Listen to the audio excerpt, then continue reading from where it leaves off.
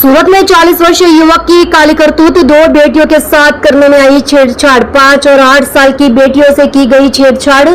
Chocolate देने के बहाने कमरे में ले गया था विकृत इंसान। दोनों अपनी बेटियों के साथ छेड़छाड़ करने के बाद बेटी भाग गई थी। जब माता पिता को पूरी घटना का पता चला तो मामला अडाजन पुलिस थाने पहुंचा। अडाजन पुलिस ने नराधम को किया गिरफ्तार। आरोपी अस्थायी मजदूर के रूप में काम करता है। लड़कियां अपनी मामा के घर पर रहती है। 8 साल की बच्ची को युवक काट कर भाग गया। यह घटना कल दोपहर 2 बजे घटी। 8 साल की एक बच्ची अहमदाबाद में रहती है और छुट्टियों में अपने मामा के घर आई थी। 5 साल की यह बच्ची बुआ की बेटी है।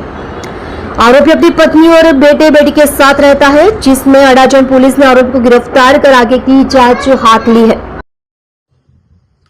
અડાજણ પોલીસ સ્ટેશનમાં ગઈકાલે છેડતીનો અને પોક્સોની કલમ સાથેનો ગુનો નોંધવામાં આવેલો છે।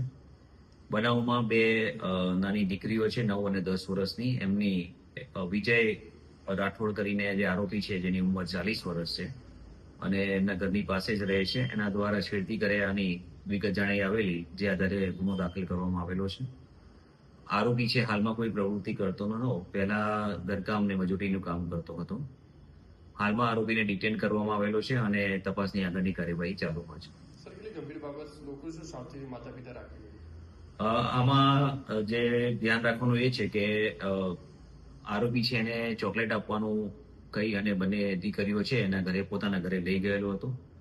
આથી દરેક જે વાલી છે એમણે પણ પોતાના બાળકોને આ બાબતે સમજ કરવી જોઈએ કે આવી કોઈ લાલચ આપીને આપણને કોઈ વ્યક્તિ કહે તો એની સાથે દોરાવવું નહીં જોઈએ।